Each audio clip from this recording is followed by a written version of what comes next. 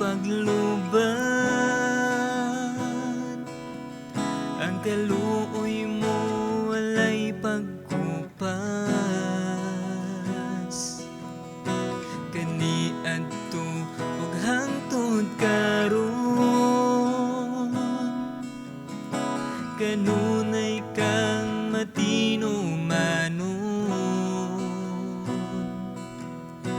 Ang gugma mo walay pagluban, ang kaluoy mo walay pagkupas. Kani adto ug hangtod karon, kanunay kang matinumanon.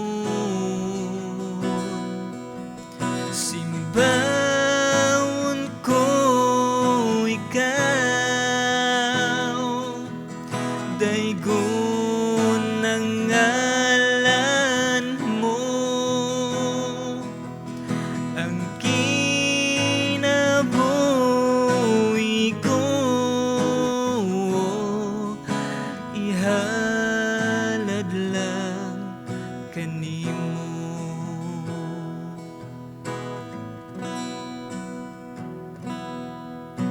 Ang gugma mo walay pagluban,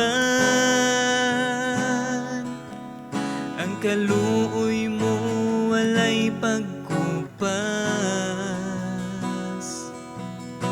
Kani adto ug hangtod karon,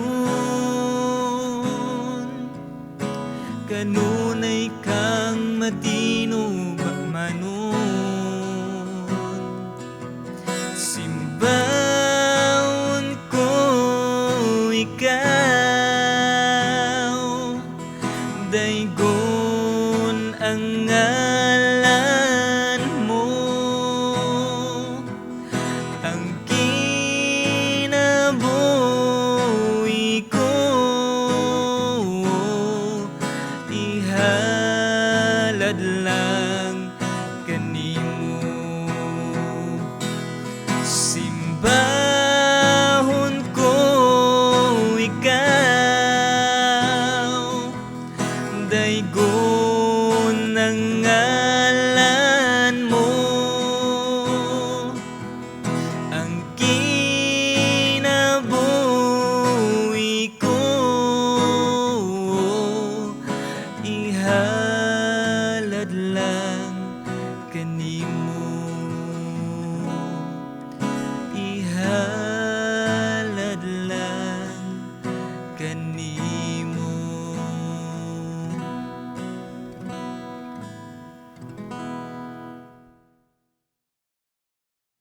Samtang namalandong ko sa mga mensahe nga atong paghisgutan karon, sa mga pipila ka mga adlaw, ako nakita samtang akong tun-an kani nga mensahe, unsa ka susama ang kani nga panghitabo sa kinabuhi sa mga Kristohanon, sa kinabuhi ni Pablo.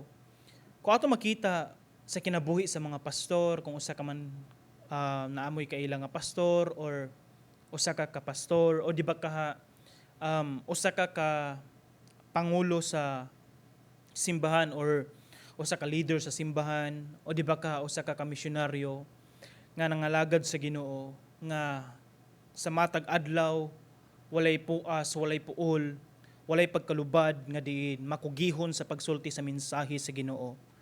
Nibisan ato makita nga diin nga bisan grabe ta ka seryoso, grabe ta ka mubarog sa kamatuoran, bisan pag nagbuhat og maayo, ato makita nga din daghan sa mga tao ang dili gihapon, dili nila makita kung unsay kausaban sa tao o dili nila makita unsay nabuhat nga maayo sa tao.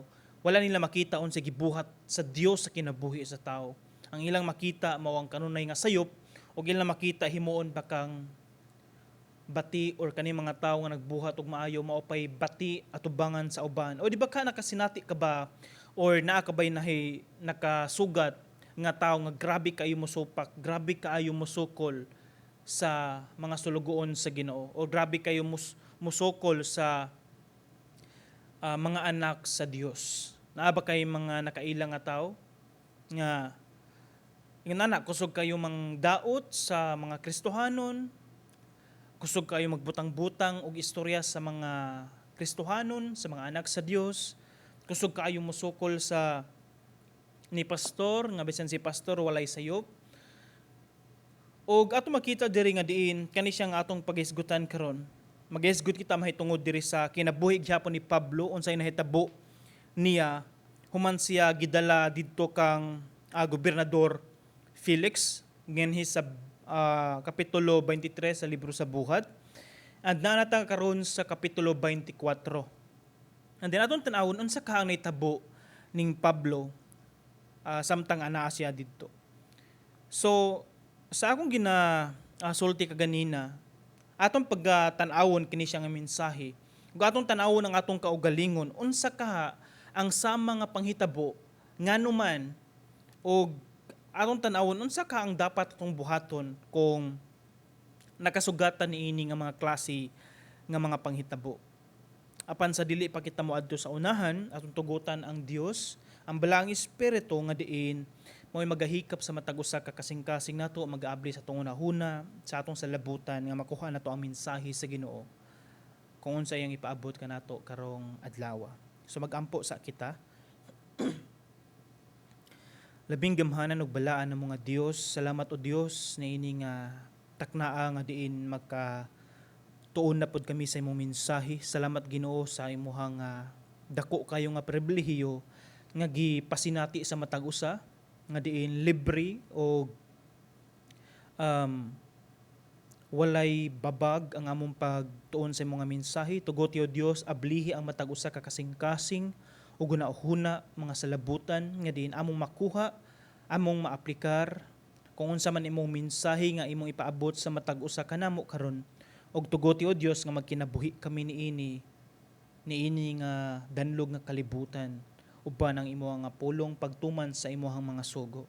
Dalaygon ka o Dios ni bisan ako sa ubos nimong alagad gamita ang ako mga ngabil sa pagsulti sa imong mensahe ngadto sa imong mga katawhan.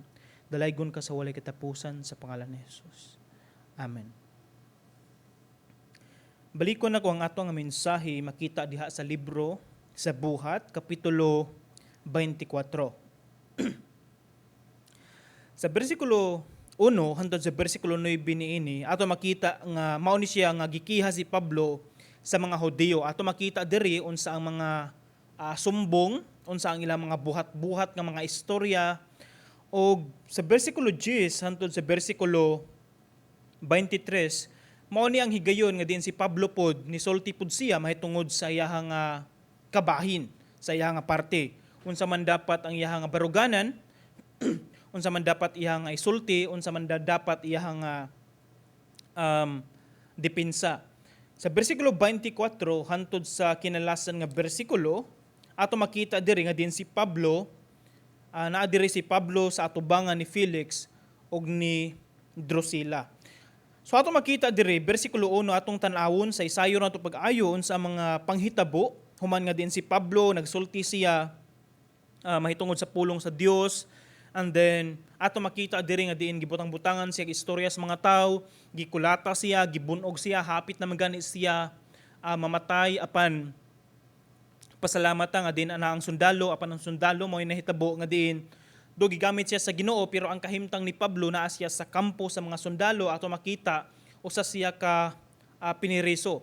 And then tinuod man nga gigamit gihapon sa Ginoo ang mga sundalo usa ka komandante uban ang iyang mga tao nga diin si Pablo alingkawas sa daghan kayong mga plano mahitungod sa pagpatay kaniya. So ato makita sa kinabuhi ni Pablo, like siguro sa iyang kaugalingon, like unsa may nabuhat ni Pablo nga naangay siyang patyon. Sa una siguro nakapatay usa siya sa mga nagluto sa mga Kristohanon, usa siya sa mga nagbiay sa mga Kristohanon, usa siya sa mga ato makita nga usa siya sa mga niluto sa mga Kristohanon sa mga katawhan sa Dios Siguro adtong panahon na dapat jud nga patyon si Pablo tungod sa iyang gibuhat. Apan karon humanas siya naluwas og nakaila sa Ginoo, siya na ang nagsulti sa mensahe sa Dios. And then kani mga tawo nga nakaila sa Ginoo, kani mga tawo nga mga pangulo sa Hudiyo kadagkuan sa balaod, mga tawo nga diin dili nila bag-oon sa ang Biblia, mga tawo nga nakaila sa Dios. Kanina noon nga si Pablo nagsulti sa mensahe sa Ginoo, gusto na pud nila nga diin si Pablo patyo noon. So sa panahon nga si Pablo, usa siya sa ni-approve nga pamatyo ng mga Kristohanon, adong panahon na murag walay problema, walay gubot. Siguro na daghan kay mga supak, apan okay ra ang kahimtang ni Pablo, karon na noon nga diin nagsulti siya sa mensahe sa Ginoo, daghan na nun ang problema. So ato makita diri, unsa ka ang nasa kahimtang ni Pablo ug unsa kaya yung ginahuna. Do tinuod man nga ato makita sa bersikulo 21, 22 nga makita nato, sa kapitulo 21, 22, usa sa mga gibarugan nga istorya ni Pablo niingon siya nga diin bisan pag moadto ko sa Jerusalem, bisan pag mamatay ako kumpara sa Ginoo, okay lang na. Mao na pinakanindot like ingon ana. So, nindot pod nga natay mindset sa sama ni Pablo no nga dili ta mahadlok og kamatayon kumpara sa Ginoo. Nindot jud kaayo. So ato makita diri bersikulo 1, tapos sa 5 ka adlaw, ang pangulong pari nga si Ananias miadto sa Cesarea uban sa pipila ka mga kadagkuan ug sa usa ka abogado nga ginganlag Tertulo. Miatubang sila kang Gobernador Felix og mipasaka sa ilang sumbong batok kang Pablo. Gipatawag si Pablo sa gobernador og diha na siya sa diha na siya si Tertulo miingon, halangdong Felix o si Felix mao to ang gobernador, ang imong maalamong pagpangulo nakahatag kanamo og kalinaw sukad sa taas nga panahon og daghang mga kausaban ang imong nahimo alang sa kaayuhan niining nasura. So ato makita kaning si Tertulo, mao ni siya ang katong abogado nga nagpasaka og kaning apil nagpasaka sa maong kaso batok kang Pablo. So ingon siya sa gobernador nga halandong Felix. So ato makita diri nga diin gusto niya kuhaon ang atensyon sa usa ka gobernador sa usa ni Felix nga diin pinaagi sa pagsulti nga nindot kay kag pamunuan, nindot kay mohang pagdala, daghan kayog mga kausaban nga nahimo, nindot kayo ang kinabuhi or atong kahimtang karon tungod sa imong pagpangulo kanato like ingon na. So yang mao ni siya yung gibuhat. Atong tanawon diri si Felix kay mao ni siya ang nisunod gikan kaning Pilato or Pontius Pilate. So gikan ni Pilato, human ni Pilato, mao ni siya si Felix. Kani si Felix ato makita diri nga domingon tag gobernador siya, pero ato makita nga din base sa akong gitan-aw ang history kanini Felix, mogamit siya bisan kinsa nga mga tao nga mopatay bisan paghigala niya kaya niyang patyon para sa matuman lang ang iya nga gusto, hilabi na sa politika. Murago nagkahimtang sa Pilipinas god like kung ato makita kinsa bay tawo nga ganahan modala sa barangay, sa nasod, sa grupo sa mga katawhan, like kinsa mga tawhan na taon ganahan modaan na nga puno-puno man sa problema. Apan dagan sa mga tao ganahan niini tungod kay ganahan sila mo serbisyo, panduha ganahan ba sila nga gikan sa ilaha ang kausaban, nga nay kausaban sa ilaha nga lugar, o di ba pangtulo pinaka worst ganahan lang sila ang urakot, mao na siyang kahimtang, di ba? Di man na nato siya malimbong. So mao ni siya kang Felix nga kumpara sa politika, kumpara sa iya, habisan mo patay siya dili siya magduha-duha, pero bright ning tawhana, di ba? Bright good siya. Imagine wa siya nasakpan bisan daghan kay siya gipatay. So nga na siya ka bright. So ato makita diri sa Versikulo 3, sa tanang dapit o sa tanang panahon, gikalipay namo kini pag-ayo og mapasalamaton kaayo kami kanimo. Dili ako buot mag-usik-usik sa imong panahon, kamao gid siya mga istorya si Tertulo. Busa, naghangyo ako nga imong pamation kining mubo namong isulti. Nindot kayo no? Nakita namo nga kining tawhana samukan kaayo. Si Pablo yang pasabot. Samukan kuno kay si Pablo. Samukan kaayo og tigpasiugdag mga kagubot sa mga Hudiyo. Like wala nagpasiugdag kagubot sing Pablo, nagsulti siya sa mensahe sa Ginoo. Ang itagubot kani mga Hudiyo. So pero nahimong bati si Pablo sa mga Hudiyo sa tibuok kalibutan ug siya ang pangulo sa pundok sa mga Nazareno. Misulay gani siya pagpasipala sa templo apan amo siyang gidakop mahitungod sa kapitulo 23.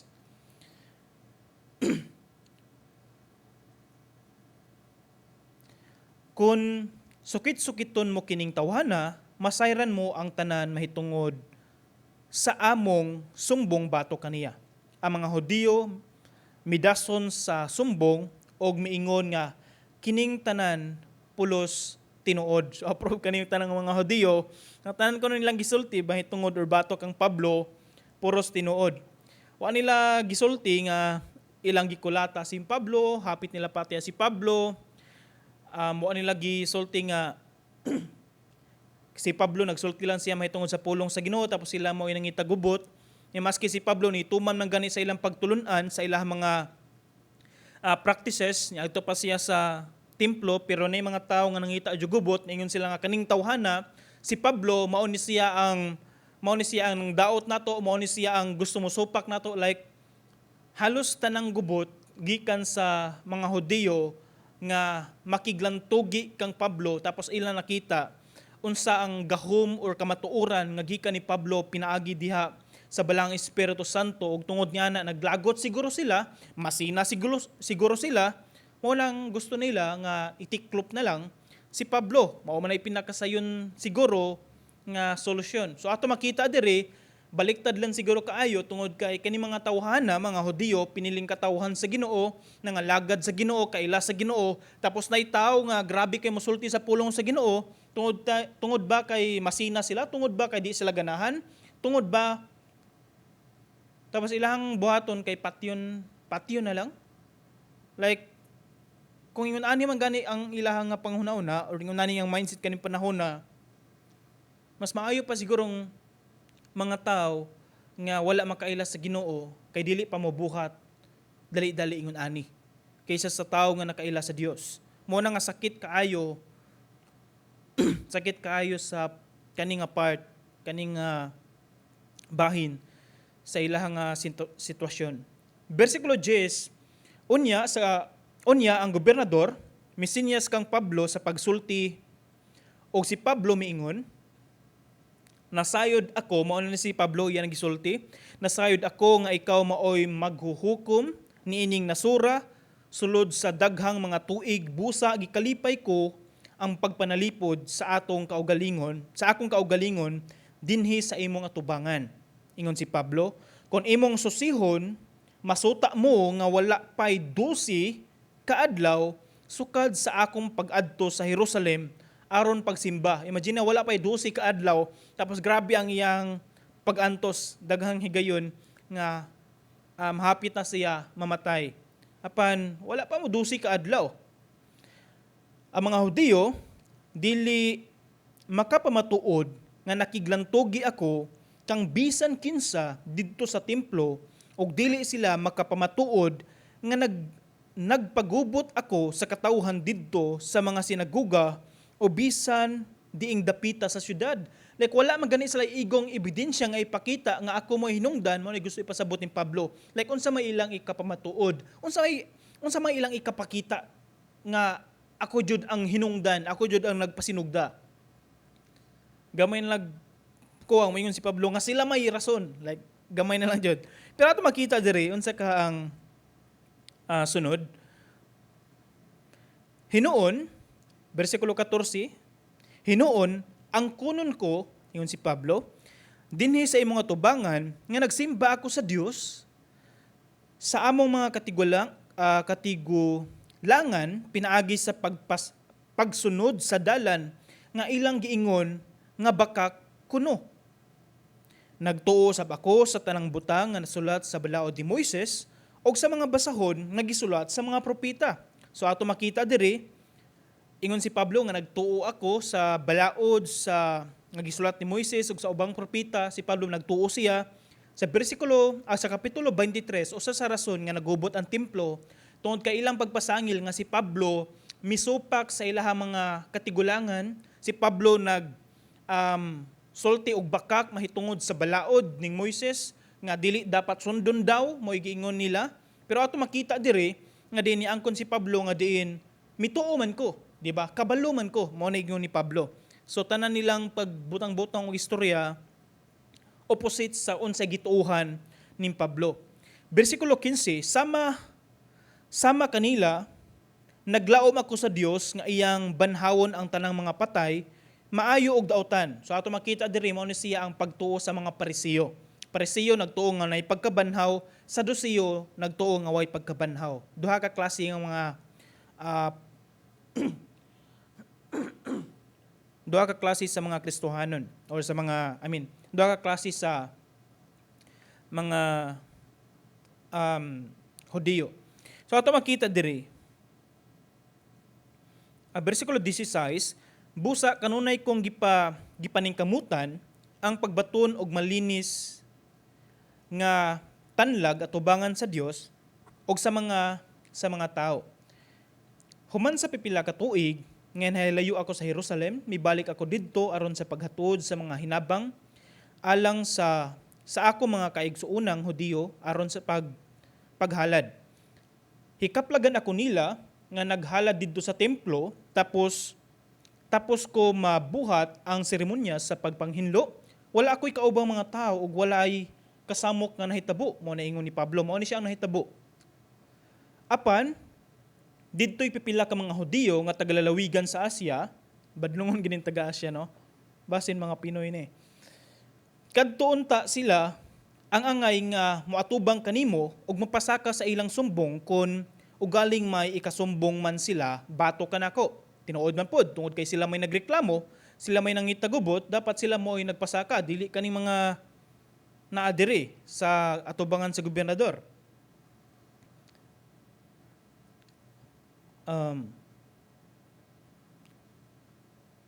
Versikulo 20, o ipasulti ba hinuon ni ining mga tawhana nga sala nga akong nahimo sa dihang miatubang ako sa labawng hukmanan.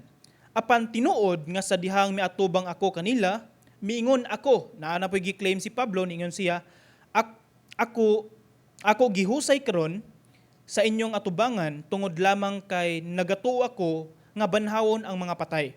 Mo na'y gibarugan ning Pablo. Unya si Felix nga nasayod kaayo mahitungod sa dalan, mitapo sa husay, miingon siya kanila, hukman ko ang inyong kaso, inigabot ni Komandante Lysias.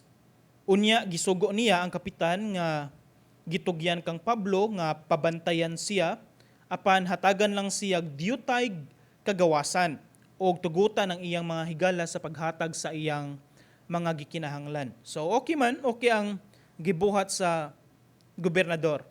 Versikulo 24, tapos sa pipila ka adlaw miabot si Felix uban ang iyang asawa nga si Drusilla nga usa ka Hudiyo. Mao na ni problema ron. Unsa ka ni? Unya gipatawag si Pablo ni Felix ug namati siya kaniya nga nagsaysay mahitungod sa pagtuo kang Kristo Jesus. Apan sa paghiskot ni Pablo mahitungod sa kinabuhing matarong, sa pagpugong sa kaugalingon ug sa umaabot nga adlaw sa paghukom, nakuyawan si Felix ug miingon, makalakaw ka na. Ipatawag ko ra unya ikaw kung may higayon ako. Apan ang tinuod mao nga nagpaabot siya nga subornuhan ni Pablo busa makadaghan niya ipatawag siya aron makig hinabi kaniya. Nagpaabot siya nga masubornuhan ni Pablo. Mao nang pwede na kamulakaw, patawag rati ka, tapos lakaw na sad ipatawag rati ka. 20 city. Tapos sa duha ka tuig, gipulihan si Felix ni Porcio Festo, ingon nga gobernador. Buot si Felix magpahimuot sa mga Hudiyo, busa wala niya buhii si Pablo. So nagpabilin nga diin si Pablo tuag hapon didto. So naan lang tay kapitulo 25, 26, 27 ug 28 unsa kaha ang sunod nga mahitabo ning Pablo sa kamot ni ining gobernador. Derang dapita, makaikyas ba, makagawas ba si Pablo? Makalingkawas ba si Pablo gikan ni ining mga kalisod? Makalingkawas ba si Pablo gikan sa kasakit? Makalingkawas ba si Pablo gikan sa pagkapiniriso? Makalingkawas ba si Pablo gikan sa kamot duol sa kamatayon? O di ba kaha sa dili patamahuman mamatay or patyon si Pablo? Apan mao ni siya ang kinabuhi sa anak sa Dios. Mao ni siya ang tinuod nga kinabuhi sa anak sa Dios nga diin nagkinabuhi ka para sa Ginoo. Bisan pag naa sa imong atubangan ng kamatayon, bisan pag naa sa atubangan nimo ang kalisod, bisan ana ang pag-antos, bisan ana ang grabe kayo nga kasakit kumpara sa Ginoo, wala ug walay pag-atras kumpara sa Ginoo. Tungod kay nasayod ta nga ang Ginoo mo'y tagiya sa tanan. Sa akong pagabatanon, isip nga usa ka pastor, usa ka lokal nga misyonaryo. Makaingon ko nga dili lalim ang mga lagad sa Ginoo. Dili lalim ang mahimo nga pastor, dili lalim ang mahimo nga misyonaryo. Kung aton tan-awon nagsulti mi mahitungod sa mensahe, nagsulti mi sa mensahe sa Dios ngadto sa mga tao. Tapos daghan sa mga tao ang dili mo tuo namo, bugal-bugalan pa kami. Tapos kung bugal-bugalan mi, buhatan mi istorya nga bati. Dili pwede nga amo silang sultihan og bati. Dili pwede nga amo silang dili ingon ana tungod kay dili na makita ang imahe ni Kristo sa among kinabuhi. So amo makita nga din sa mga tao nga nagpasipala kanamo, sa mga tao nga nagpasakit namo, sa mga tao nga bisan unsahon mi pagbuhat og istorya, mabuhat namo sa ilahis. Iampo namo sila nga sila pod malamdagan sa balang Espiritu Santo nga diin ilang masabtan unsa ang among kahimtang. Like kumpara sa kuha, kung papilion ko kung magkinabuhi pa ko sa kalibutan o kuyog ang Dios, 100% ganahan ko nga kuyog na ang Dios. Bisan mamatay ko ugma o sunod adlaw. Kumpara sa Ginoo, kung kuyog na ko ang Dios, mas ganahan pa ko nga mahitabo na siya kumpara sa na ako sa kalibutan. Taga-adlaw, kanunay ka nay problema. Problema tungod kay wa ka nagbuhat og bati, tapos nay mga tao nga wala po'y hunong nga pagbuhat og daotan sa imuha. Like ingon ani nga klase nga problema. At the same time ganahan ko nga mabuhi pagtaas tungod kay ganahan ko nga daghan pang tuig nga maserbisyohan ako ang Ginoo. Tapos naa po ko'y mga kaila, mga minahal sa kinabuhi nga wa pod makaila sa Ginoo. Pero kung again balikon ako, kung papilion ko magkinabuhi sa kalibutan o kuyog na ang Dios, mas pilion ako ang kuyog na ang Ginoo. Muna nga din kung ako'y paabot sa matag usa kani nga mensahe nga pagtulunan, mao ni siya nga unsa man nimo mga kaagi sa kinabuhi, mga kasakit man, mga kalisod, mga problema, napakyas ka man, daghan sa mga tao ni daot nimo tungod kay nakabuhat kag sala. Tanaw nimo nga diin undang nakagpagpangalagad tungod kay na nakadungog lang kang gidaot ka sa ubang tao. Ya kani mga tawhan na mga Kristohanon pod. Tanaw ba ka nga di na kamo simba tungod kay gibutang-butangan kag istorya sa kauban nimo sa simbahan. O tan-aw nimo nga di na ka mga lagad sa Ginoo tungod kay nalipay na ka sa imong kahimtang karon. Tungod kay nindot na imong kahimtang karon, matagbaw ka sa kalibutan, ma-enjoy ka unsang naa sa kalibutan. Tapos while naka nangalagad sa Ginoo, bawal ka niining tanan tungod kay supak siya kung unsa ang kalipay sa Dios. Apan gusto na ko ipaabot sa matag usa nga dili ulahi ang tanan nga pwede ta mo balik mo dool sa Ginoo. Kung dili pa sincero ang imong relasyon sa Ginoo, karong panahon na nindot nga diin mo balik ta sa Ginoo. Atong himuon nga sincero ang ato ang relasyon sa Ginoo. Every now and then, matag karon o unya, pwede nga kuhaon sa Ginoo ang atong kinabuhi. Wa nagpasabot nga dili mangutana ang Ginoo kung unsa ka kalipay sa kalibutan. Apan makita sa Ginoo unsa ang imong gibuhat para sa iya. Ug hinaot nga dili nato ibaylo ang Dios sa mga butang, sa mga bahandi iniining kalibutan. Ayaw ibaylo ang Ginoo sa imong trabaho, ayaw ibaylo ang Ginoo sa imong kapika sa kinabuhi.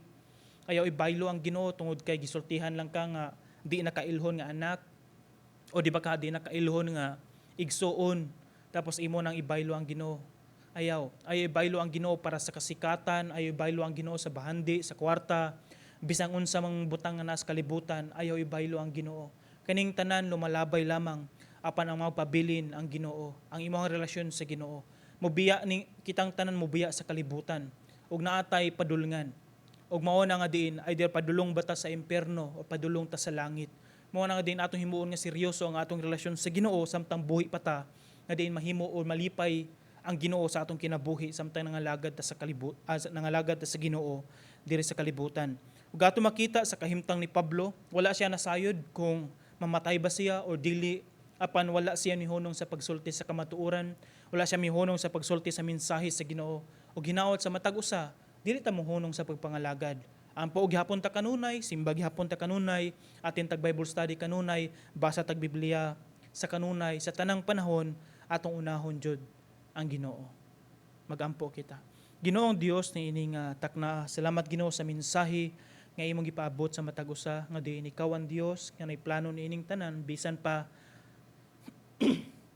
bisan sa mga kasakit, bisan sa mga pagsulay, bisan sa mga problema, ikaw o Dios naa taliwala ni ining tanan. Nagaampo ako Ginoo, ikaw Ginoo maghatag Ginoo og kalinaw, katagbawan sa mga pangutana, katagbawan sa mga kahuyang sa ilang kinabuhi, katagbawan nga wa nila nakita sa kalibutan, kalipay, katagbawan diha sa imong presensya. Nagaampo ako Dios nga diin sa imong mga kaanakan karon ug sa tanan nga mga dalunggan nga naminaw karon. Hinaot nga ilang makita kining katagbawan diha sa imuha ug dili sa kalibutan. Ug ako Ginoo nagaampo sa akong mga kaigsuonan nga grabe na kay kalayo sa ilang relasyon sa imuha. Wala nay basa-basag Biblia, wala nay ampo-ampo, wala nay panahon sa pagsulti sa kamatuoran. Ako Dios nagaampo ako nga hikapay lang kasing-kasing. Tanduga ang ilang kasing-kasing nga din mo balik sila diha sa imuha ug mga lagad sila tinuoray nga bisan taliwala, bisan ang pultahan sa kamatayon naaman silang atubangan, dili kami magduha-duha kumpara sa imuha. Salamat Ginoo sa imong mensahe. Tuguti og silyuhi kini sa among sulod sa among kasing-kasing nga among maaplikar, makinabuhi sa tagsa-tagsa na kinabuhi samtang lawig kami nining danlog nga kalibutan. Salamat sa tanaw Dios, dalaygon ka sa walay katapusan sa pangalan ni Jesus. Amen ug amen. Ang gugma mo walay paglubang, ang